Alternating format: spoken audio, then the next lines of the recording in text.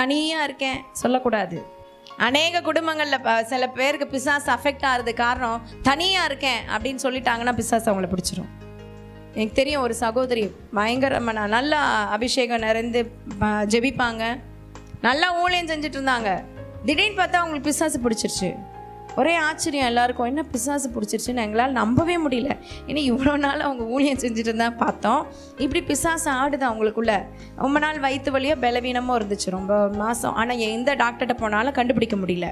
பார்த்தா அந்த அமாவாசை ஜபத்துக்கு ஆட ஆரம்பிச்சிட்டாங்க. உள்ளே இருக்கிறது ஆட ஆரம்பிச்சிருச்சு. ஆடிட்டு சொல்லுது, அவள் தனியாக உட்காந்துருந்தா, தனியாக இருக்கிறேன்னா நான் கூட வந்துட்டேன். ஒன்று தெரிஞ்சுக்கோங்க, நம்ம என்றைக்குமே தனியாக கர்த்தர் நம்மளை விடுகிறது இல்லை. உங்கள் சூழ்நிலை எப்படி வேணா இருக்கலாம், ஆனால் நம்ம தனிமையாக இல்லை. நம்மோடு கூட இருக்கிறவர் பெரியவர்.